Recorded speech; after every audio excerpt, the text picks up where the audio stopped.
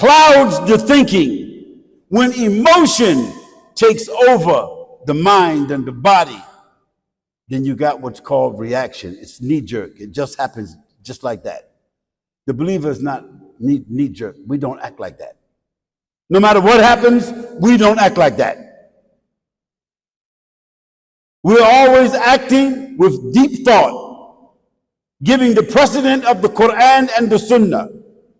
And when we don't know, Allah, He says in the Quran, فَاسْأَلُهُ أَهْلَ الذِّكْرِ. Ask those who themselves are the Ahl al-Dhikr. In kuntum la ta'lamun. If you don't know. So Allah subhanahu wa ta'ala, He puts the grammatical part of it that you don't know. You don't know.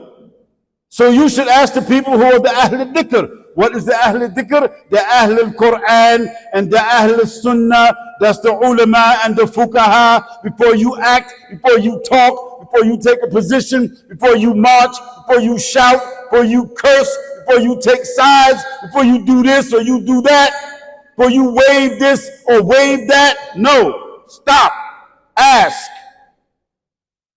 And if you don't know, the Prophet ﷺ said, let him or her who believes in Allah in the last day either say what's good, aw liyasmut, or keep quiet. That's the hardest part, for people just to keep quiet. Because everybody think they have an opinion today, because there's no leadership to tell them to keep quiet.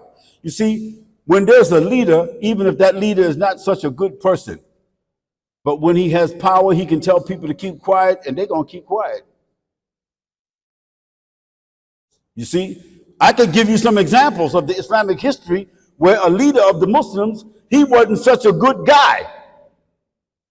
He wasn't so nice. His etiquettes were not so refined.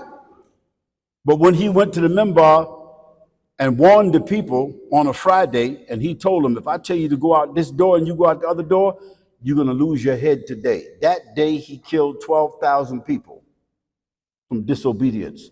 Okay, he wasn't such a good guy. But did the people that day learn the lesson? They did.